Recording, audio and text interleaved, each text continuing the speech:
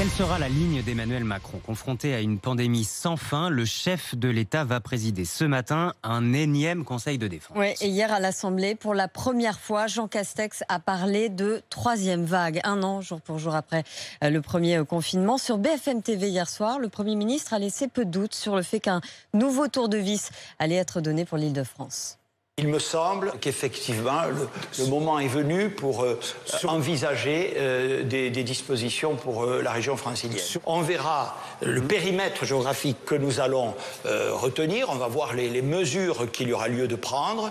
Il faut bien voir et que nous ayons une pleine conscience des conséquences. Voilà.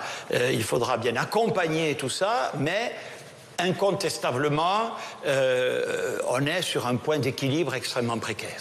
Jérémy Trottin, chef du service politique de RMC, est avec nous ce matin. Bonjour Jérémy. Bonjour. Un point d'équilibre précaire, dit le Premier ministre. Ça veut dire qu'il n'y a plus de choix ?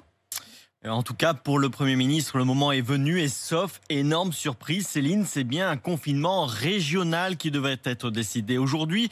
Confinement de l'Île-de-France seulement le week-end ou confinement toute la semaine, rien n'est encore tranché. Sur ce point, hier, Jean Castex est resté extrêmement vague et c'est pourtant bien le confinement strict auquel se préparent depuis plusieurs jours différents ministères. Dans ce cas, Emmanuel Macron devra trancher plusieurs points. Tous les commerces resteront-ils ouverts? Pour le Conseil scientifique, ils ne sont pas des lieux de surcontamination. Quid également des écoles? Si elles ne fermeront qu'en ultime recours, l'inconnu reste le maintien ou non de la cantine scolaire, considérée comme le maillon faible du système, de l'aveu même de Jean-Michel Blanquer. Et en cas de confinement, qui sera concerné?